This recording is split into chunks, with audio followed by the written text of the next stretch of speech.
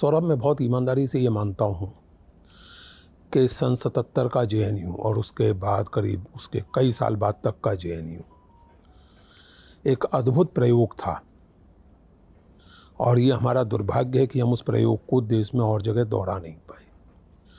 JNU सही मायनों में प्राचीन भारतीय विश्वविद्यालय और आधुनिक विश्वविद्यालय दोनों का अद्भुत समन्वय था। JNU, तुम तो रहे हो कैंपस में जी। JNU कैंपस को डिजाइन इस तरह किया गया था, आमतौर से यूनिवर्सिटीज में ऐसा नहीं होता है।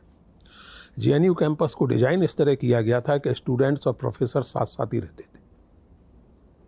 जैसे मिसाल के तौर पर मान लीजिए, जिस हॉस्टल में मैं रहता था पेरियार, तो पेरियार के पीछे एक और हॉस्टल था कावेरी, साइड में एक हॉस्टल था लड़कियों का गोदावरी, और चारों तरफ प्रोफेसरों के बंगले थे। जी। मुझे आज तक याद है, मेरे हॉस्टल के ठीक पीछे वाले बंगले में प्रोफेसर पणिक्कर रहते थे, दूसरी तरफ केदार जी रहते थे, वहीं कहीं प्रोफेसर महाले रहते थे। ये जानबूझ के किया गया था ताकि क्लास के बाद भी एक परिवार की फीलिंग स्टूडेंट्स और प्रोफेसर्स में बनी रहे। और ये कई बार होता था JNU में, मैं ये बात कहता था और आज भी कहता हूँ कि हम लोग जितना क्लासरूम में सीखते थे लगभग उतना ही चाय के ढाबे पर सीखते थे।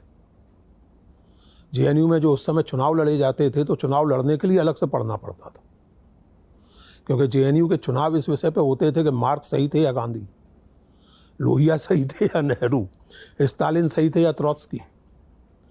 तो इन चीज़ों पर वहाँ बहसें होती थी, इन चीज़ों पर वोट मांगे और लिए और दिए जाते थे। जो रोज़मर्रा के सवाल होते थे वो होते ही थे, लेकिन एक व्यापक थ्योरेटिकल फ्रेमवर्क हमेशा उसमें रहता था। ये संयोग नहीं है कि 2012 में जब वो भयानक घटना हुई निर्भया वाली, तो सबसे पहले जो लोग विरोध के लिए आगे आए वो JNU के लड़के लड़कियां थे।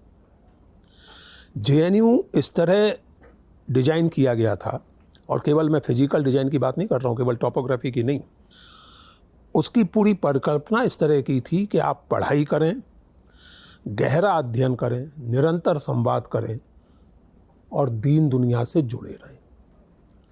मैं ग्वालियर में मैं तब भी कह सकता हूँ कि काफ़ी पढ़ाकू था, अच्छा विद्यार्थी था, आज ये कह सकता हूँ, लेकिन मेरे बहुत अच्छे नंबर नहीं आते थे।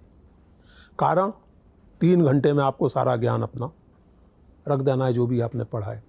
JNU आके मैंने पहली बार वो सिस्टम देखा जिसमें आपका कंटिन्यूअस असेसमेंट होता था। आप एक पर्चा लिखेंगे, उस पर बात होगी, फिर एक और पर्चा लिखेंगे, उस पर बात होगी। क्लास में आपको अपने लिखे को डिफेंड करना पड़ेगा। केवल प्रोफेसर नहीं बल्कि आपके सहपाठी आपसे सवाल पूछेंगे। कई बार बाहर के लड़के लड़कियां आके बैठ जाते थे, वो भी सवाल पूछेंगे, और इसके आधार पर प्रोफेसर तय करेगा कि आपको क्या ग्रेड दिया जाए, और फिर आखिर में एंड सेमेस्टर होगा। तो एक कंटिन्यूअस असेसमेंट, लगातार पढ़ाई का माहौल। और सबसे बड़ी बात ये कि उस ज़माने में ये जो विशाखा जजमेंट के बाद जो कमेटियां बनी हैं तमाम संस्थाओं में, क्या कहते हैं उसको, CH कैस, वो gender sensitization committee, sexual harassment के खिलाफ, उस ज़माने में ऐसी कोई कमेटी कहीं नहीं होती थी, कोई सोचता भी नहीं था। सन 77 में JNU कैंपस आज जितना गुलजार भी नहीं था, काफ़ी उजाड़ सी जगह थी, बन रहा था कैंपस धीरे धीरे। लाइब्रेरी डाउन कैंपस में थी और हम लोग रहते थे अप कैंपस में। उस समय के किसी भी विद्यार्थी या छात्र से, अध्यापक से आप पूछ लें, रात के 2-3 बजे तक कोई भी लड़की किसी भी समय किसी तरह की आशंका और चिंता के बिना पूरे कैंपस में कहीं भी घूम सकती थी। उसको जैसे हम तो इस बात को एक मैटर ऑफ राइट मानते हैं ना, कि भाई चांदनी रात है, पूनम है आज, तो चलो रात के 2 बजे तक घूमते हैं। हम लड़कों के लिए कोई बड़ी बात नहीं है, लड़कियों को भी लगती होगी ये इच्छा, उनकी भी होती होगी। उनका भी मन करता होगा कि यार रात को 12 बजे निकल के देखा जाए बूंदाबांदी में कैसा लग रहा है।